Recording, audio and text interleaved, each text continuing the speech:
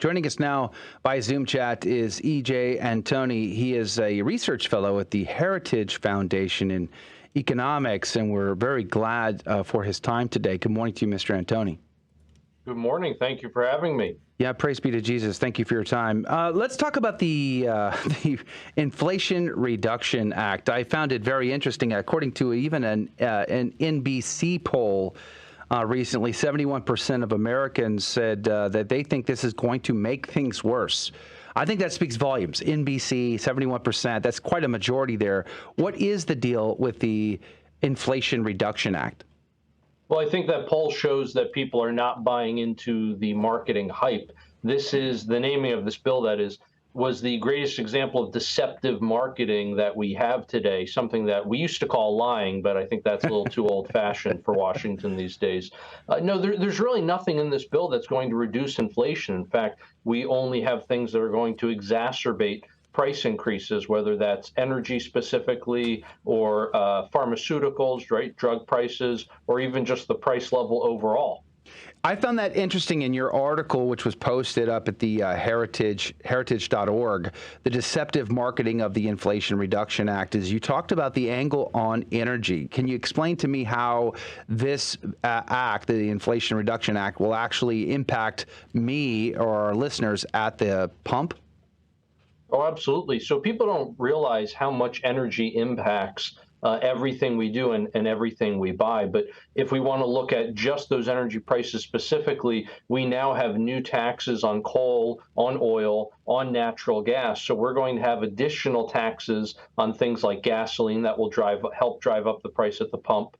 Everything that's transported on a truck, a train, a plane, a boat, anything that uses fuel is obviously going to have increased costs now. So those costs will be passed on to additional goods and services. Again, people really underestimate how much energy prices are going to trickle down into everything we do and everything we buy. More than half of our electricity, for example, still comes from fossil fuels. That's going to increase prices for electricity users, AKA everyone. So, all right, we edged off of $5 a gallon nationally, but I think only because we've been dumping strategic oil into the market there. But how does taxing all of that to fossil fuels equate to reducing inflation? How do they make this connection? Well, actually, it's not even so much that we're dumping oil into the market from the strategic reserve, but it's the fact that demand has just absolutely collapsed. To put it into context, if you look at the 4-week moving average for gasoline consumption in July, that actually fell below where it was in July of 2020, exactly 2 years prior. And that was at a point when we had mandatory lockdowns and it was illegal for you to leave your home and go out and drive places. So that's how much the demand for gasoline has utterly collapsed. But wow. To address your question, there is absolutely nothing about taxing energy that's going to reduce the cost of energy. This is about penalizing the middle class. This is about trying to force the middle class to not use as much energy, not provide relief to the middle class. I liked how simple you stated it in your article. So you say, quote, inflation is fundamentally a problem of too much money chasing too few goods and services. So we print money on demand. We send trillions or billions of dollars anyway to the Ukraine. We continue, I think, $700 million just this past week. So it seems to me like to reduce inflation, you need to take some of this currency out of circulation, but that is not their plan at all.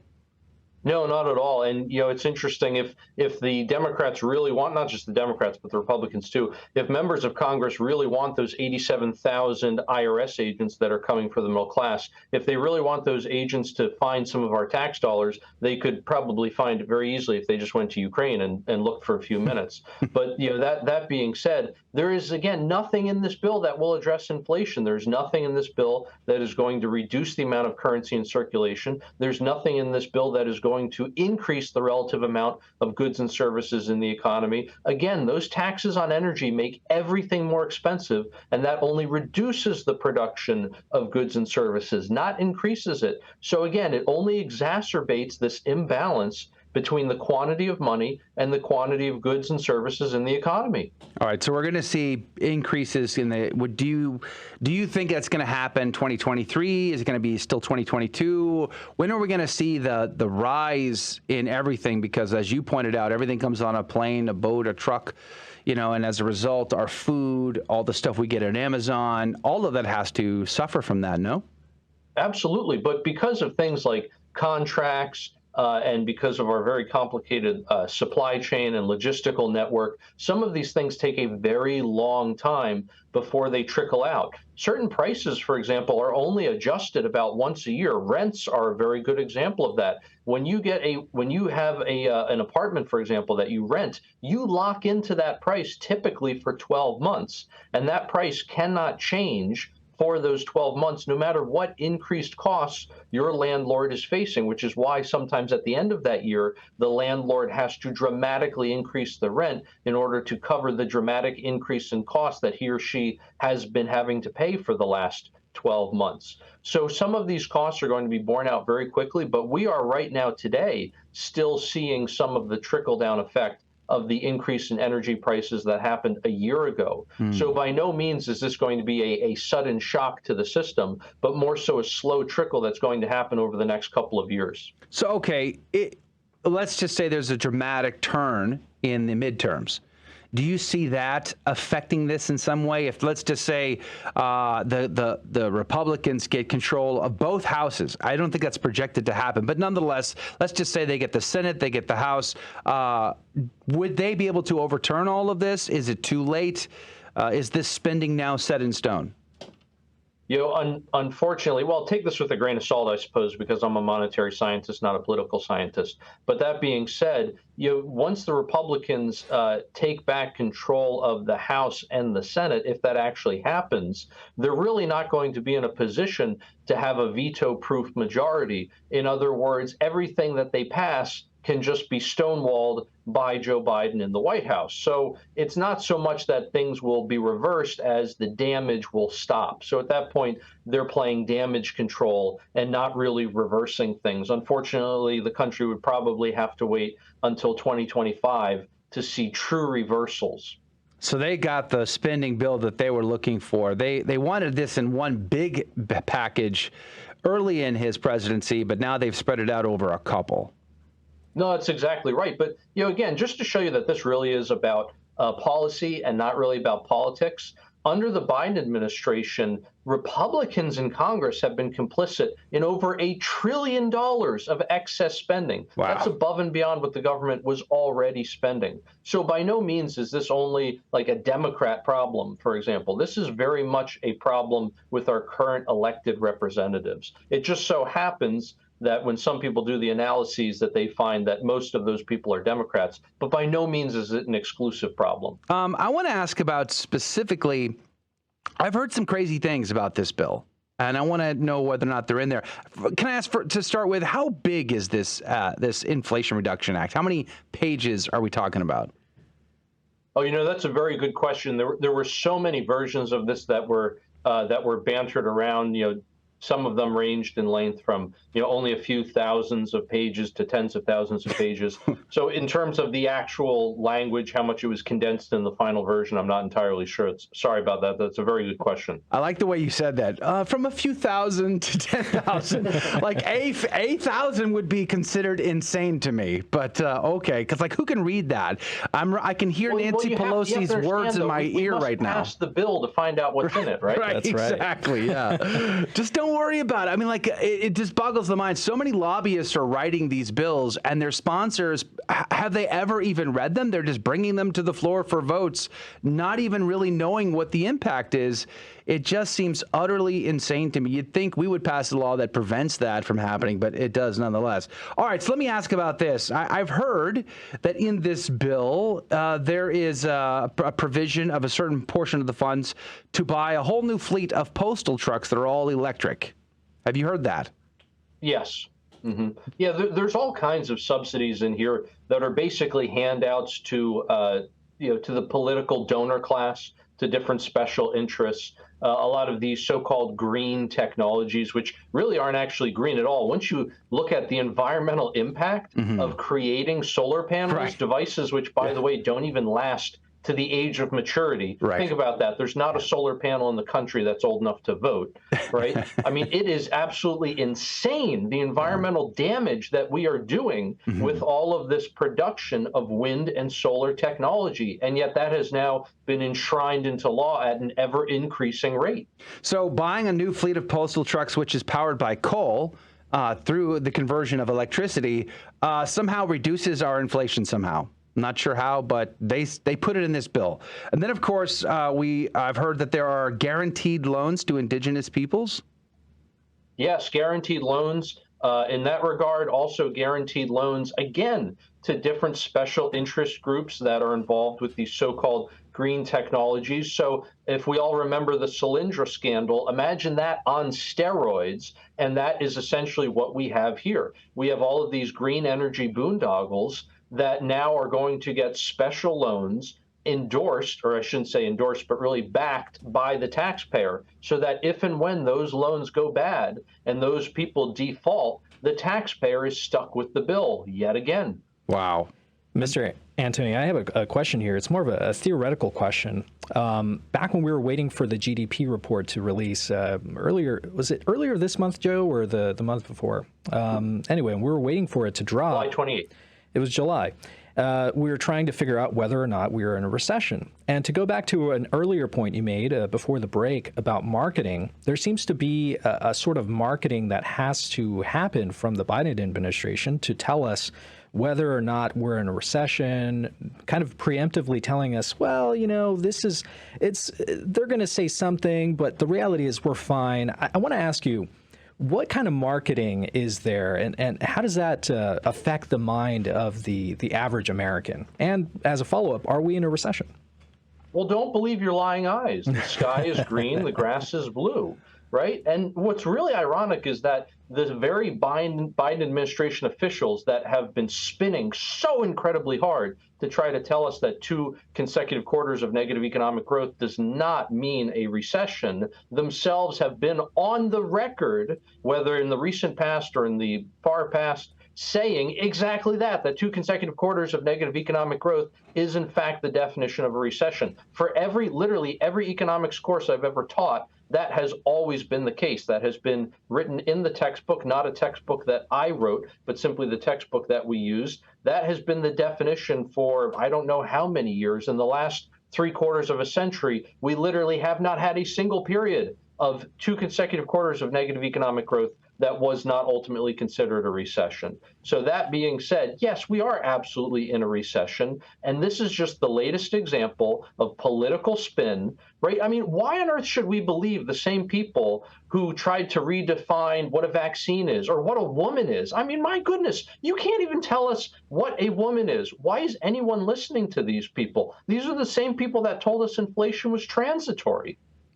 Yeah, great point. That made me think. So, what are they proposing as a definition for a recession? Because I've noticed that a lot of times they just say, "Well, that's not the definition," but they never actually present a actual definition, like a new standard, right? A new standard. Because like whenever they say, "What is a woman?" they're like, "Well, a woman is a woman." Are they saying, "Well, clearly a recession is just a recession"?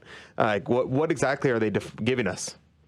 You know, it depends. For some people, they do present exactly that kind of tautology. You know, oh, recession is just a recession, and you know, we'll know it when we see it, almost Oliver Wendell Holmes-esque. But you know, it's just again the latest example of this Orwellian doublespeak, where all I can tell you is almost a defina negativa, right? Like, oh no, that thing over there or this thing right here that we're going through, this is not a recession. But I won't let you nail me down to an actual definition of recession, because then I've given you something to which I can be held accountable, right? And that's the least desirable thing for me, for someone who relies, again, on that Orwellian doublespeak in order to get out of trouble. I need these words to be as flexible, as elastic, if you will, as possible, because that allows me to manipulate them to my own ends. All right, so let's talk about the 800-pound gorilla in the room, or the 87,000 member gorilla in the room, and that is the IRS agents that we're now getting to hire. There was some sort of crazy video going around Twitter this week about the IRS visiting college campuses to recruit young students who are taking criminal justice and accounting, and say, "Hey, let me show you how to tackle a suspect and handcuff them." It's bizarre, but this bill provides, I think the biggest chunk goes to the IRS, which means they're going to have more agents than the Marine Corps has Marines. As a guy who served in the Marine Corps, that is quite scary to be thinking about. But clearly this is all just to go after the uber rich, right, Mr. Antoni? Well, first of all, Semper Fi, but second of all, no, this is not in any way to go after the rich. Once again, the last thing politicians are going to do is go after their donor class. And sure enough, if you just look at the numbers for a quick second, they say that all of these agents are supposed to go after all these, billionaires. There's not even 3,000 billionaires in the country, and they already face very high audit rates. In other words, the IRS knows that they can't get any additional money from them. So they're going to go after the middle class. This is enough agents, according to the IRS's own projections, to conduct over 1 million additional audits. Wow. Again, there's not enough rich people in the country in order to justify these numbers. So they're going to go after the middle class. Which is very scary. So how does the average person prepare for this? What should they be doing or thinking about at this point in order to, embrace for the impact? Unfortunately, there's very little that they can do. And I'll tell a quick story. I was speaking to a millionaire friend of mine 3 weeks ago, and he told me a story just a few years ago. He got an audit from the IRS, and it was for tens of thousands of dollars. He immediately took it to his tax accountants. They looked it over and said, "This is utter hogwash. They're dead wrong because of X, Y, and Z. We have the receipts, literally and figuratively." So they took it to their tax attorneys, and the attorneys said, "You are absolutely right. This is hogwash, but pay it, because it's going to cost you over $100,000 in order to fight this in court. So the tax bill's only tens of thousands of dollars, just pay it." My friend said, "No, I hate the IRS just to spite them, and because I don't want them to get another dime of my money, we're going to fight it." The attorneys shrugged their shoulder. They did. They took it to court. He won. It cost him over $100,000. But what's the average American going to do? What's your average Joe going to do? The person in the middle class is just going to have to, unfortunately, say, "Here's the check." And they're going to have to pay it because they don't have $100,000 to fight a lawsuit that would only cost them several thousands of dollars. Yeah, that's terrifying, especially because I'm thinking of how many people. It's like if you have a friend who's like, "Hey, can you take pictures for my wedding?" and you give them $150 or something like that to do that. Are people making this side money that are just like random hands of cash? Are these people going to start getting audited for like the smallest things, or what? It seems like this Orwellian, very scary situation. What can we expect? I'm not even sure so much that we can expect people who have undeclared income to be attacked. I truly think this is just going to be more or less like an at random kind of thing, almost a shotgun approach. An experiment was done a few years ago. I think it was by Steve Forbes, where he took a typical family of four's tax return, all of their receipts, all of their bills, et cetera, and he gave it to 42 different tax professionals. Every single one came up with a different tax return. Yeah. Because when you have a tax code that's over 10 million words long, guess what happens? No one person knows everything in the code. And one of the reasons why the IRS is so unsuccessful in getting additional money out of billionaires, again, is because billionaires have the resources to hire the best of the best in terms of tax professionals who know that code inside and out, because that is their job and that is what they're paid millions of dollars to do. And so they are the only ones equipped to actually fight these kinds of audits. So it's not even so much a matter of the average American has to worry about, "Oh, I made a mistake and I got caught." It's more so a question of the IRS is accusing me of something and I don't have the resources to fight it, even if it's wrong, even if I'm actually in the right. Well, one of our CDT insiders, I think, brings up an excellent point. Our friend Damon says, well, can we get this new IRS army to go after Congress and maybe audit their books? Wouldn't that be fun? That'd be a very revealing process. But I guess we can expect that the powerful and elite will continue to evade transparency, but it's the average middle-class American who's going to feel the press on all of this. Absolutely. And again, it goes right back to what we were talking about at the beginning of our conversation with all of these different tax increases on energy that are just going to absolutely crush the middle class. They're going to get hit both ways with this bill. But, who is not affected? The Democrat donor class, and really the Republican donor class too. And if you look at who's going to benefit from all of these energy tax credits that are in this bill as well, right? Oh, here's a $10,000 or $20,000 tax credit for that 80 or 90,000, 80 or 90,000 electric car that you're going to buy. Yeah. Who's buying those vehicles? It's not the middle class. Right. Again, it's the donor class. All right, we're out of time with EJ Antoni from the Heritage Foundation. Go to heritage.org. God bless you, EJ. Thank you for your time today. Very insightful. We appreciate it. Thank you for having me. All right, that's going to do it for hour number one. If you can join us in the next hour, Attorney Brink Taint's going to be our guest, talking about a court case that impacts parents. We'll see you then.